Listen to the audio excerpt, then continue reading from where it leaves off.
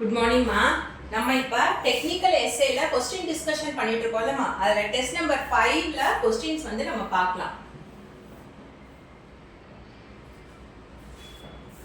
First question, the process of converting analog signal into digital form involves. என்ன கொஸ்டின்ல first கேக்குறாங்கம்மா, அதாவது analogue சிக்னலை digital சிக்னலா நம்ம கன்வெர்ட் பண்றோம் பாத்தீங்களா, அந்த ப்ராசஸ்ல என்னென்ன ஸ்டெப்ஸ் வந்து இருக்குன்னு கேக்குறாங்க. ஓகேவா? சோ நம்ம அனலாக் சிக்னலை டிஜிட்டல் சிக்னலா கன்வெர்ட் பண்ணும்போது என்னென்ன ஸ்டெப்ஸ் இருக்கு அப்படின்னா நமக்கு தெரியும். சோ அனலாக் டிஜிட்டலா மாத்தும்போது நம்ம ஃபர்ஸ்ட் என்ன பண்ணுவோம், கண்டிப்பா ஃபர்ஸ்ட் ஸ்டெப் சாம்பிளிங் பண்ணணும். ஓகேவா? சோ இதுல சாம்பிளிங்னா என்ன அப்படின்னா, அனலாக் சிக்னலோட மெஷர்மென்ட்ல இப்ப அனலாக் சிக்னல் ஒன்னு இருக்குன்னு வெச்சுக்கோங்க. ஒரு அனலாக் சிக்னல் இருக்கு. ஓகேவா? சோ இந்த அனலாக் சிக்னல்ல நம்ம என்ன பண்ணுவோம் அப்படின்னா ரெகுலர் டைம் இன்டர்வல் மட்டும் எடுத்துப்போம். ஓகேவா? அது என்ன மேம் ரெகுலர் டைம் இன்டர்வல் அப்படின்னா, நமக்கு அனலாக் சிக்னல்ன்றது கண்டினியூஸா இருக்கும், அப்படிதானே? ஆனா வந்து நம்ம டிஜிட்டலா மாத்துறதுக்கு என்ன பண்ணுவோம் அப்படின்னா, நம்ம ரெகுலரான ஒரு பர்టిక్యులர் டைம்ல மட்டும் என்ன பண்ணுவோம் அப்படின்னா, அதை மட்டும் நம்ம டிஸ்கிரீட் டைம் மட்டும் நம்ம எடுத்துப்போம். ஒரு பர்టిక్యులர் டைம்ல என்ன இருக்கு வேல்யூ அப்படின்னு சொல்லிட்டு அதை மட்டும் நம்ம என்ன பண்ணுவோம் அப்படின்னா ஃபர்ஸ்ட் ஸ்டெப்பா வந்து அதை மட்டும் நம்ம எடுத்துப்போம். ஓகேவா? சோ அப்ப அவுட்புட் இப்போ என்னவா இருக்கும், ஃபர்ஸ்ட் அனலாக்ன்றது கண்டினியூஸா infinite continuous number of values. ஓகேவா? சோ அது போயிட்டே இருக்கும். அதை நம்ம என்ன பண்றோம் அப்படின்னா டிஸ்கிரீட் ஸ்டெப்ஸா வந்து ஃபைனைட்டா வந்து நம்ம மாத்துறோம். Finite number of finite values of discrete. ஓகேவா? அதாவது ஒரு பர்టిక్యులர் டைம்ல என்ன வேல்யூன்றது, டிஸ்கிரீட்னா ஒண்ணும் இல்லமா, பர்టిక్యులர் டைம்ல என்ன வேல்யூன்றத நம்ம ஃபிக்ஸ் பண்ணி அதை ஃபைனைட்டா ஒரு நம்ம என்ன பண்றோம், குறிப்பிடத்தக்க வேல்யூவா நம்ம எடுத்துக்கிறோம். ஓகேவா? இப்போ அவுட்புட் என்னவா இருக்கும், டிஸ்கிரீட் இன் டைமா இருக்கும். ஓகேவா? சோ நம்ம ஃபிக்ஸடா வந்து நம்ம ஃபர்ஸ்ட் எடுத்தல என்ன பண்றோம், நம்ம அனலாக நம்ம ஸ்டெப்ஸா ஒரு பர்టిక్యులர் டைம்ல என்ன வேல்யூன்றத பார்க்கறோம். ஓகேவா? அதுதான் என்ன அப்படின்னா சாம்பிளிங். ஓகேவா? அப்ப ஃபர்ஸ்ட் ஸ்டெப் சாம்பிளிங்ன்றது நமக்கு தெரியுது.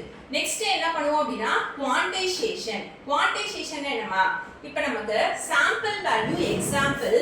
சோ சாம்பிள் வேல்யூ வந்து நமக்கு எக்ஸாம்பிள் நான் சொல்றேன் 2.6 ன்னு வருதுன்னு வெச்சுக்கோங்க. நம்ம சாம்பிள் பண்ணி இங்க எடுத்துக்கோம். என்ன வேல்யூ வருது அப்படின்னா 2.6 ன்னு வருது. ஓகேவா? சோ இந்த 2.6 நான் நியரஸ்ட் லெவலுக்கு மாத்தணும். அப்ப நான் இந்த 2.6 நியரஸ்ட் லெவலுக்கு மாத்தனா என்ன வேல்யூவா மாத்துவேன், 3 ன்னு மாத்துவேன். ஓகேவா? அப்ப 2.63 க்கு நான் கன்வர்ட் பண்றேன் பாத்தீங்களா. சோ அதோட நியரஸ்ட் லெவலுக்கு நான் அத ரவுண்டட் ஃபார்ம்ல வந்து நான் மாத்துறேன் பாத்தீங்களா, அதுதான் என்ன அப்படின்னா குவான்டைசேஷன். ஓகேவா? சோ இந்த குவான்டைசேஷன் சொல்லும்போது நம்ம குவான்டைசேஷன் எரர் ரிப்பீட்டடா வர क्वेश्चन. அப்ப குவான்டைசேஷன் எரர்னா என்னது, நமக்கு ஆக்சுவலா இந்த வேல்யூ என்ன வேல்யூ அப்படினா 2.6 வந்துச்சு. ஆனா நம்ம அதை என்ன பண்ணிட்டோம் அப்படினா ரவுண்டடா 3 ன்னு வந்து நம்ம அத மாத்திட்டோம். ஓகேவா? அப்ப அந்த ரெண்டுக்குள்ள டிஃபரன்ஸ் இருக்கு பாத்தீங்களா, அதுதான் என்ன அப்படினா குவான்டைசேஷன் எரர். ஓகேவா? சோ இங்க நமக்கு என்ன தேவை அப்படினா குவான்டைசேஷன். குவான்டைசேஷன் கிளியரா?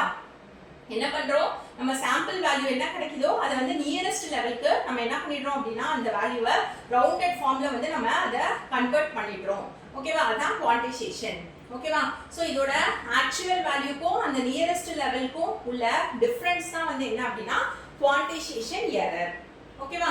சோ தேர்ட் ஸ்டெப் நம்ம என்ன பண்ணுவோம் அப்படின்னா, இப்போ நமக்கு என்ன கிடைச்சிருச்சு, நமக்கு வேல்யூ கிடைச்சிருச்சு. ஓகேவா? நமக்கு லெவல் வந்து கிடைச்சிருச்சு. இப்போ இந்த லெவலுக்கு என்னவா இருக்கும், நமக்கு இந்த லெவலுக்கு ரிலேட்டடான பைனரி வேல்யூ என்னன்னு பார்ப்போம். ஓகேவா? சோ ஈச் லெவலுக்கும் ரிலேட்டான பைனரி வேல்யூ என்ன,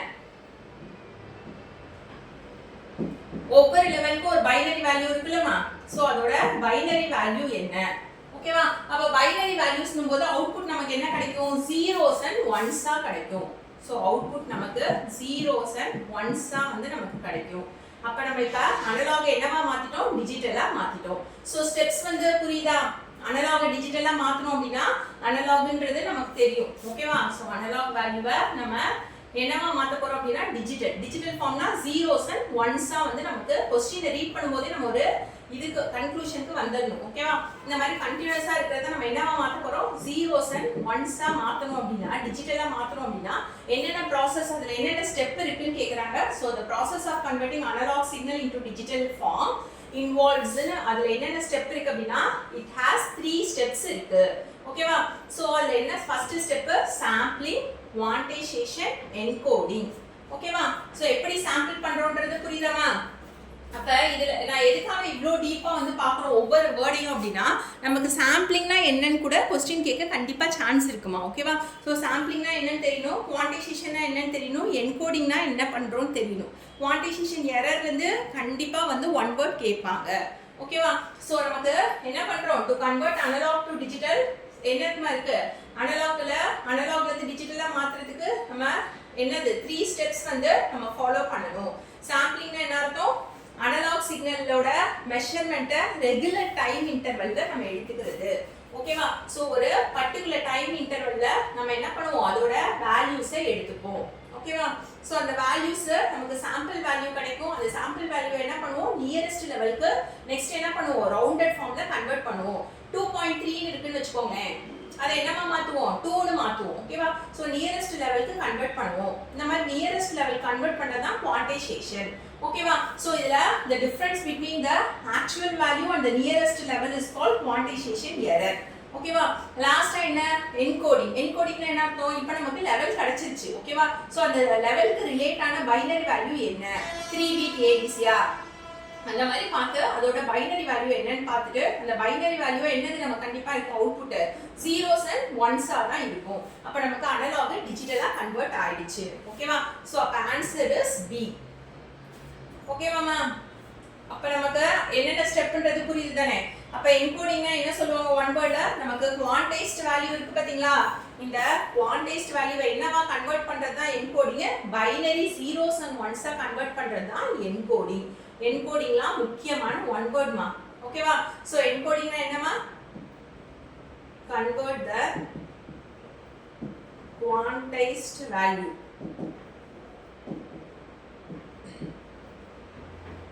to binary zeros and ones.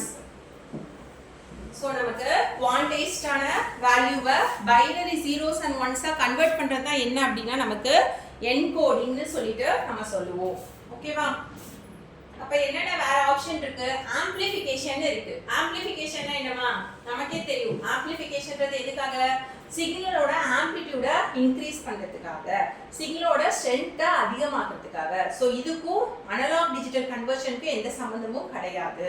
அதே மாடுலேஷன்னா என்ன அர்த்தம், மாடுலேஷன் நமக்கே தெரியும். என்ன பண்ணுவோம், நம்ம லோ ஃப்ரீக்வன்சியா இருக்க மெசேஜ ஹை ஃப்ரீக்வன்சி கேரியரோட கம்பைன் பண்ணி சென்ட் பண்ணுவோம். ஓகேவா? சோ அப்படி அனுப்பும்போது சிக்னலை நம்ம ஸ்ட்ரென்த்தா தான் அனுப்புறோமே தவிர அனலாக டிஜிட்டலா நம்ம மாத்தல. ஓகேவா?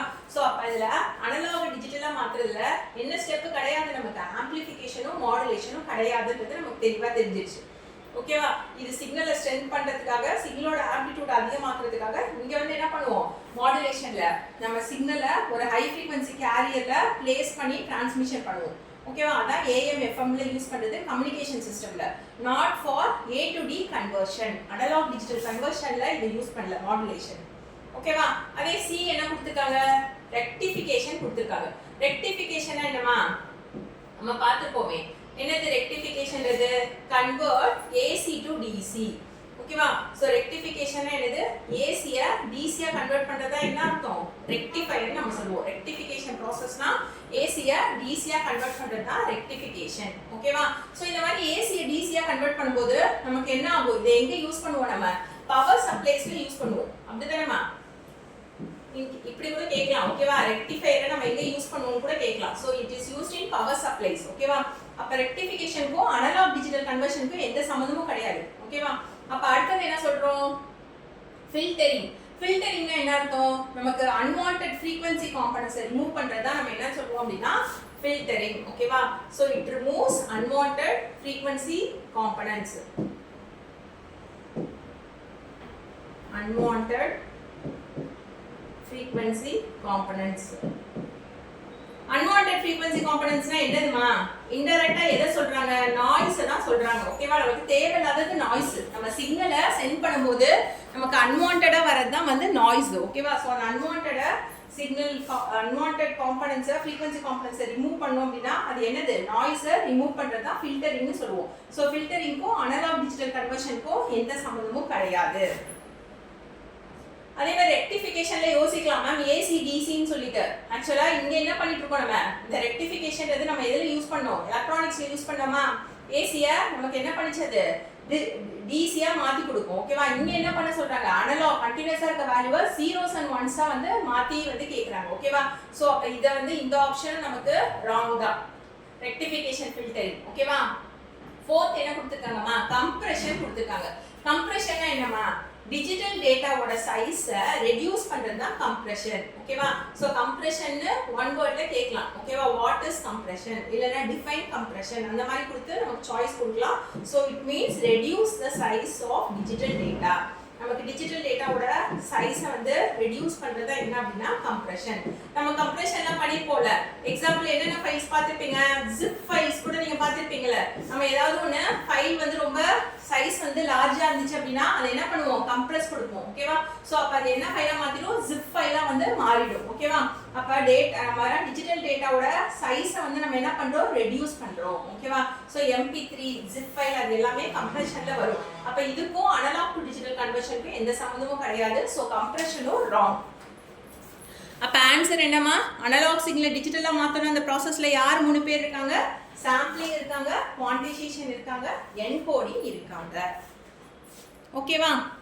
Next, according to the sampling theorem, sampling frequency, அதாவது சாம்பிளிங் தியரம் படி sampling frequency must be, sampling theorem படி சாம்பிளிங் ஃப்ரீக்வென்சி வந்து என்னவா இருக்கணும்னு கேக்குறாங்க.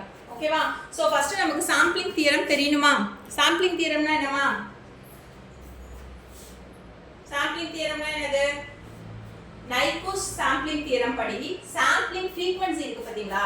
சோ சாம்பிளிங் ஃப்ரீக்வென்சின்றது fs னு சொல்லுவோமா,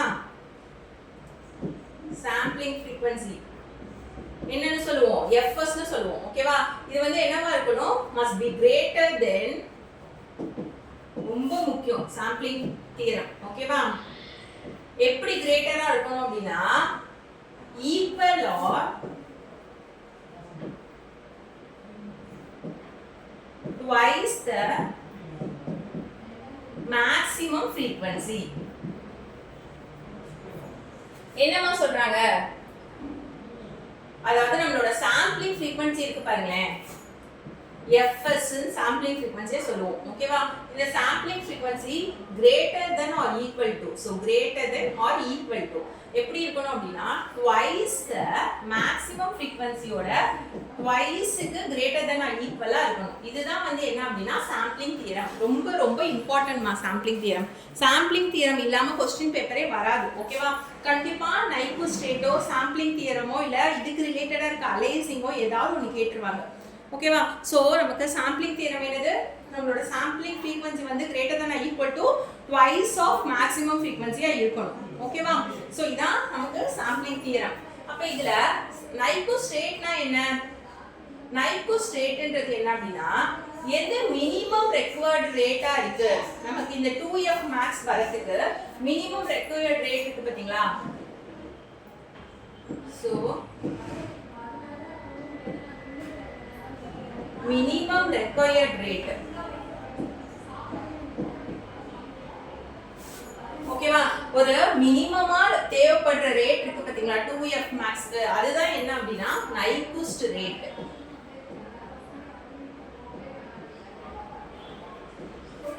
ரொம்ப குறைந்தபட்ச ரேட் எவ்வளோ 2f max க்கு, அதுதான் வந்து நைகுஸ்ட் ரேட். ஓகேவா. நம்ம எப்போதுமே சாம்பிள் பண்றது இந்த ரேட்டுக்கு கம்மியா இருந்துச்சு அப்படின்னா கண்டிப்பா என்ன வரும், நமக்கு அலைசிங் வரும். ஓகேவா. சோ அலைசிங்னா என்ன அர்த்தம், frequency components overlap ஆவறது தான் அலைசிங். அப்படிதானேமா, frequency components overlap ஆவறது தான் என்னன்னு சொல்லுவோம் அப்படின்னா அலைசிங் சொல்லுவோம். கண்டிப்பா அலைசிங்னா என்னன்னு கேட்கலாம், எதனால அலைசிங் வருதுன்னு கேட்கலாம். ஓகேவா. சோ அதை நம்ம தெரிஞ்சுக்கணும். அப்ப சாம்பிளிங் தியரம்னா என்னமா, நம்மளோட சாம்பிளிங் ஃப்ரீக்வென்சி வந்து greater than or equal to twice of maximum frequency ஆ இருக்கணும்.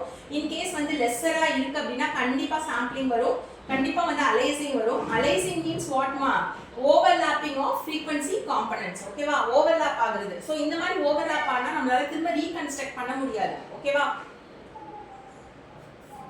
அப்ப என்ன ஆன்சர் நமக்கு கொடுத்திருக்க சாய்ஸ்ல, சாம்பிளிங் தியரம் படி நம்மளோட sampling frequency at least twice the maximum frequency. ஓகேவா மேக்ஸிமம் ஃப்ரீக்வன்சியை விட ட்வைஸ் ஓகேவா ஈக்குவலா இருக்கணும் இல்லனா வந்து என்னவா இருக்கணும் கிரேட்டர் தெனா இருக்கணும் ஓகேவா அப்ப நமக்கு ஃபர்ஸ்ட் என்ன கொடுத்திருக்காங்க ஈக்குவல் டு மெசேஜ் ஃப்ரீக்வன்சி கொடுத்திருக்காங்க ஓகேவா சோ இது வந்து என்னது நமக்கு அட்லீஸ்ட் வந்து ட்வைஸா இருக்கணும் ஓகேவா மெசேஜ் ஃப்ரீக்வன்சிக்கு ஈக்குவலா இருக்கணும்ன்றது கிடையாது ஓகேவா தப்பு ஏன்னா நம்மளோட சாம்பிளிங் ஃப்ரீக்வன்சி வந்து என்னவா இருக்கணும் மேக்ஸிமம் ஃப்ரீக்வன்சிக்கு ட்வைஸ் ஓகேவா greater than equal to twice of maximum ஃப்ரீக்வன்சியா இருக்கணும் இங்க ஈக்குவல் டு மெசேஜ் ஃப்ரீக்வன்சி கொடுக்குறாங்க அப்ப அது தப்பு ஓகேவா அதே மாதிரி half ஆஃப் மெசேஜ் ஃப்ரீக்வன்சி என்னதுமா இதுவும் வந்து கண்டிப்பா ராங் தான் இந்த மாதிரி half ஆஃப் மெசேஜ் ஃப்ரீக்வன்சியா இருந்தா கண்டிப்பா அலைசிங் தான் வரும் ஓகேவா லாஸ்ட் என்ன கொடுத்திருக்காங்க less than மெசேஜ் ஃப்ரீக்வன்சி கொடுத்திருக்காங்க less than மெசேஜ் ஃப்ரீக்வன்சி போது என்னதுமா கண்டிப்பா நம்மளால ரீகன்ஸ்ட்ரக்டடே பண்ண முடியாது சிக்னலை திரும்ப ரீகன்ஸ்ட்ரக்டே பண்ண முடியாது அப்ப என்னவா இருக்கணும் நமக்கு அட்லீஸ்ட் வந்து என்னது twice the maximum frequency ஓகேவா greater than or equal to twice the maximum frequency so இங்க நீங்க பாத்துக்கோங்க ஓகேவா maximum frequency விட என்னவா இருக்கணும் கிரேட்டரா இருக்கணும் or ஈக்குவலா இருக்கணும் ஓகேவா சோ நம்ம அத பாத்துக்கணும் third question என்னமா visible தெரியுதா resolution of an ADC depends on ஒரு ADC ஓட resolution எதை பொறுத்து இருக்குன்னு கேக்குறாங்க ஓகேவா சோ ADC ஓட resolution எதை பொறுத்து இருக்கு அப்படினா நமக்கு ஃபர்ஸ்ட் resolutionனா என்னன்னு தெரியணும் resolution என்னமா இதெல்லாம் வந்து முக்கியமான one word define resolution இல்லனா நமக்கு resolutionனா என்னன்னு கொடுத்துட்டு சாய்ஸ்ல வந்து நிறைய கேட்கலாம் accuracy resolution அந்த மாதிரி கேட்கலாம் ஓகேவா சோ நமக்கு resolutionனா ஃபர்ஸ்ட் என்னன்னு தெரியணும் ஓகேவா சோ நமக்கு how small a change in input voltage can be detected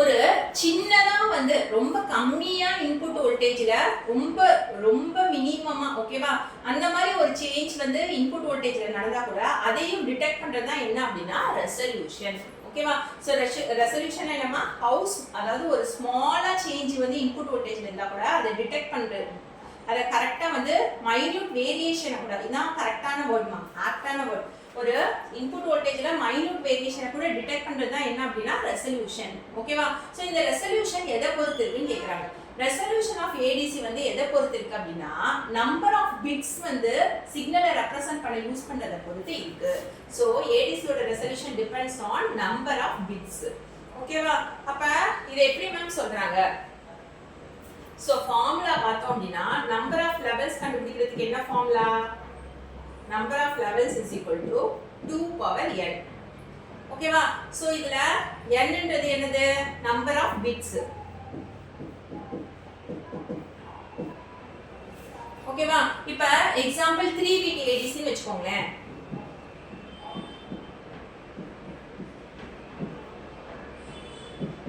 3 bit ADC னா எத்தனை லெவல் அப்ப 2 power 3 எவ்வளவு லெவல் 8 லெவல் ஓகேவா அதே மாதிரி இப்ப நமக்கு எக்ஸாம்பிள் நான் சொல்றேன் 8 bit ADC ன்னு வெச்சுக்கோங்க அப்ப எவ்வளவு லெவல் சோ 8 bit ADC னா 2 பவர் n ன்னும் போது n என்னது 8 அப்ப 2 பவர் 8 எவ்வளவுமா 256 லெவல் ADC ஓட ரெசல்யூஷன் எதை பொறுத்து இருக்கும் அப்படினா நம்பர் ஆஃப் பிட்ஸ் பொறுத்து இருக்கும் ஓகேவா